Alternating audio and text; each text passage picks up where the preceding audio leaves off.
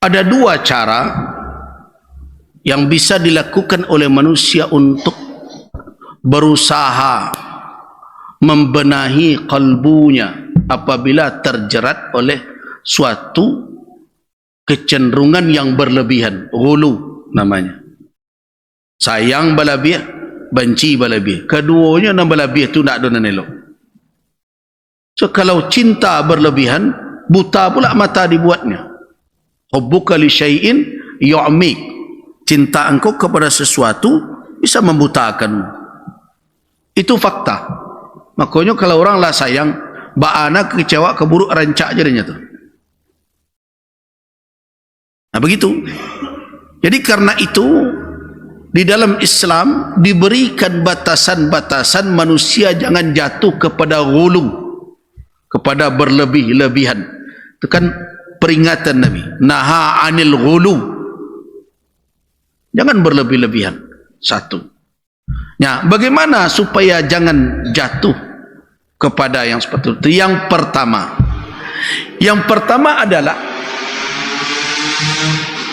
istiqamah di dalam membatasi baik gerak lahir kita, terutama yang lahir yang bisa dikendalikan. Jangan sampai memperturutkan ghulu yang ada di dalam kalbu. Nah, jangan. Jadi ba'ana hatiku kesakit, ana harus dijaga dulu. Perilaku jangan melampaui batas. So kenapa? Manusia kan tidak semudah itu bisa mengendalikan kalbunya. Karena kalbu tidak di dalam cengkraman tangan manusia. Itu yang perlu diingat. Jangankan kalbu orang lain, hati orang lain. Hati awak saya tak terkendalian awak kadang. Kalau tiba dak sukonya tu disuruh kini suko salah, maremotnya. Tak bisa. Itu kalbu. Nah tetapi dia bisa diterapi. Dengan apa? Yang pertama, ba'ana. Jadi, ba'a memahami pepatah orang Minang. Harimau nan di dalam, orang kambing jangan keluar. Itu bukan pepatah untuk menyuruh berbuat munafik itu. Nah, di situ kekeliruan kita dalam memahami petuah tersebut. Artinya apa? Walaupun yang di dalam itu menyuruh kita untuk melakukan perbuatan maksiat atau kezaliman, kan itu puehnya. Kalau orang sakit hati, puehnya. Bukan hanya sekedar orang tak mendapat. Puehnya kok dapat hilang nanti orang. Itu kan tak. So kenapa? Ketika hati mengarah ke situ, syahwat pun mulai bergejolak dan disitulah syaitan menumpang. Nah, bagaimana cara menjinakkannya? Langkah lain jangan sampai melampaui batas. Kawal jawarih anggota tubuh dengan syarak. Nah, kalau lain dikekang dia itu, lama-lambeknya balik. Sama itulah tujuan puasa. Itu tujuan puasa. Puasa itu buahnya adalah pengendalian kalbu, syahwat. Karena itu proses puasa sebulan itu proses. Jadi langkah pertama, ba'analah hati yang ke di dalam nan laye jan melanggar ketentuan Allah. Tu cik dulu harus dilakukan. Tapi kalau dipeturuikan sakit hati sehingga lapihkan sado ndak peduli tuntunan syarak, hati itu akan menjadi-jadi. Tapi kalau orang itu iyo sakit hati ambo, tapi boleh ndak ambo ambil barangnya nanda hak ambo? Oh ndak bisa. Mungkin nanti alun tahu baik, tetapi langkah lahir tidak melanggar aturan Allah. Itu langkah apa? Yang kedua adalah an-nazar ilal awaqib. Mencari kemungku akibat sesudah itu, manfaat dan mudaratnya. Dengan petunjuk syarak. Sakit hati, misalnya, karena orang mendapat, muncul dengki. Renungkan hakikatnya. Apa batu nande orang tu punya awak, makanya awak iri. Apakah memang ada Allah ko salah baragi rezeki? Kan tidak.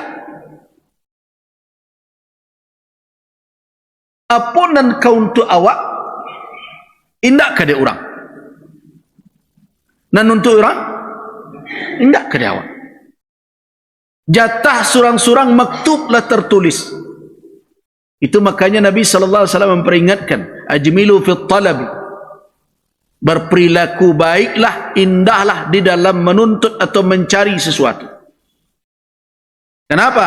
Inna nafs, sesungguhnya inna nafsan, seseorang diri, lan tamuta, tidak akan meninggal, hatta tastawfiya rizqah, sampai dia mendapatkan sempurna jatah rezeki yang diuntukkan untuknya. Jadi kalau awak misalkan gini, ada orang lah sakaratul maut, lah cie-cie engoknya, kecik orang awak, terletak di rumah sakit, kau menanti aja, sila kecik dokter.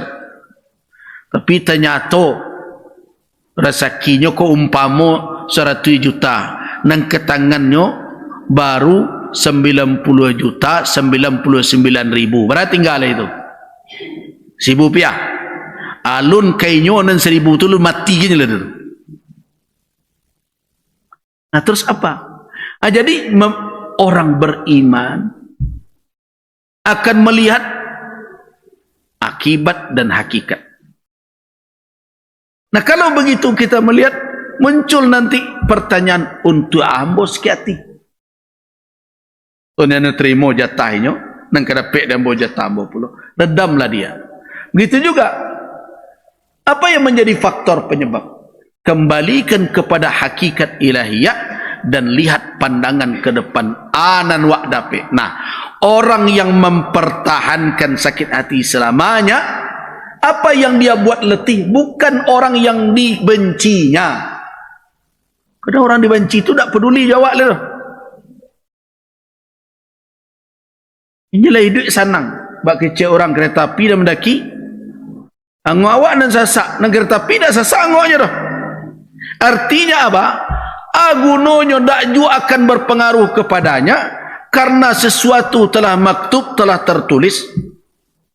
Apa yang kadapek de orang kau untuk orang juga, untuk apa saya menyiksa diri saya dengan keletihan secara lahiriah dan batiniah? Sebab keletihan batin itu kan berdampak kepada fisik. Jadi orang yang sakit hati kan wajahnya tidak cerah, karut kan yangnya, pemberang, pemburansang, orang galak ni kecil je, mencemeh. Nah, untuk apa dia menyiksa dirinya? Toh itu tidak akan berpengaruh. Jadi an-nazar ilal hakikah wal awaqib. Jadi orang mengatakan menterapi hati dan sakit itu cari hakikat alasan banang kuat sakit hati mesti tidak beralasan. Yang kedua apa? Pandang ke depan untuk agunonyo memelihara itu. Nah, kalau itu hadir dalam diri orang, biasanya secara bertahap nya mulai menyadari untuk ambo pelihara itu. Tak ada gunanya dah. Tak akan berdampak apa-apa. Bukankah segala sesuatu di sisi Allah sudah ada ketentuannya. Tapi langkah pertama tadi dan harus dijaga. So orang kalau sudah keliru di dalam batinnya, cenderung lahiriahnya melampaui batas. Itu dikatakan oleh Abu Hurairah radhiyallahu anhu, al-qalbu kal malik wal jawarihu kal wuzara. Sesungguhnya hati bagaikan raja, anggota tubuh bagaikan menteri. Kalau indak dibatasi kok, dipalapis saja kandak dan di dalam, kebencian akan melahirkan sikap melanggar ketentuan Allah. Jadi ba'ana lah kebenci, ba'ana sayang pun tak boleh mendorong awak untuk melampaui batas. Kenapa dikatakan anak, harta, fitnah untuk awak? Karena apa? Kecintaan kepada anak, kepada harta, kepada kekayaan, itu membuat orang melampaui batas. Jadi batasi sikap lahiriah kita di dalam pagar syariat Allah Subhanahu wa taala. Jan dijangkau nan haram dek sakit hati.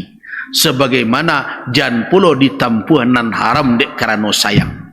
Jadi tetaplah mengawal diri ini dengan ketentuan Allah. Nah, dengan proses waktu akhirnya sedikit demi sedikit dia akan berkurang. Memang manusia tidak bisa begitu saja memutarbalikkan kalbunya.